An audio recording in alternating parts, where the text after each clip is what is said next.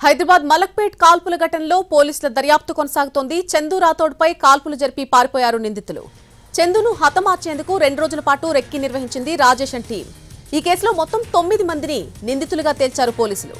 రాజేష్ తో పాటు ప్రశాంత్, ఏడుకొండలు, సుధాకర్, మున్నారాయుడు, రవీంద్రాచారి, యాదిరెడ్డిలను నిందితులుగా ఎఫ్ఐఆర్ కాపీలో పేర్కొన్నారు పోలీసులు. హత్యలో నేరుగా 4 పాల్గొన్నారు.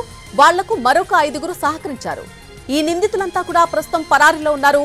చందుపై కాల్పులు జరిపినటువంటి తర్వాత 9 మంది మొబైల్ ఫోన్లు కూడా స్విచ్ ఆఫ్ చేసేశారు. ఇప్పటికే హత్యకు పాల్పడిన వాళ్లలో రాజేష్ ఉన్నట్టుగా గుర్తించారు. అతని భార్య, కూతురు ఇంటి దగ్గర రాజేష్ ను చూసి చందుకు సమాచారం ఇచ్చింది అతని భార్య. మొత్తంగా 5 రౌండ్లు చందుపై నిందితులు కాల్పులు జరిపినట్టుగా తేల్చారు. హత్య కోసం వినియోగించిన కారును స్వాధీనం చేసుకున్నారు పోలీసులు. పరారీలో ఉన్నటువంటి నిందితుల కోసం 10 టీంలు గాలిస్తున్నాయి. మరొకవైపు చందు రాథోడ్ ఎఫ్ఐఆర్ లో సంచలన విషయాలు బయటపెట్టారు పోలీసులు. పోలీసులకు చందు భార్య నారీబాయ్ స్టేట్మెంట్ ఇచ్చింది. హత్యకు గుడిసెలు వేయడమే కారణమని భార్య వెల్లడించింది.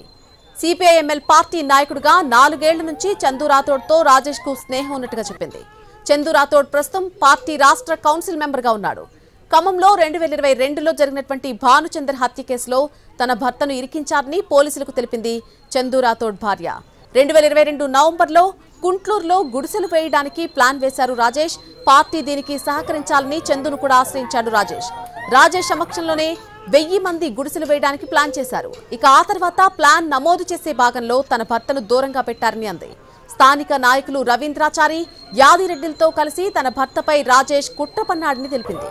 గుడిసెవాసులకు డబ్బులిచ్చి రిజిస్ట్రేషన్ పత్రాలు ఇప్పిస్తామని రాజేష్, అతని స్నేహితులు వసూలు చేశారని తెలిపింది. దీంతో గత 2 ఏళ్లుగా రాజేష్ వరకు తన భర్త దూరంగా ఉంటున్నాడని తెలిపింది. వారం రోజుల క్రితం తన భర్తను రాజేష్, సుధాకర్, మున్నారాయుడు బెదిరించారని తెలిపింది. ఇక ఈ విషయం తెలిసి తాము భయపడిపోయామని పోలీసులతో చెప్పింది.